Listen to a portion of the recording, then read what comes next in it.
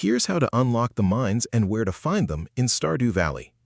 The mines unlock automatically on Day 5 of Spring Year 1. Before that, a boulder blocks the entrance. No action is required on your part, just play through the first few days and the path will clear itself.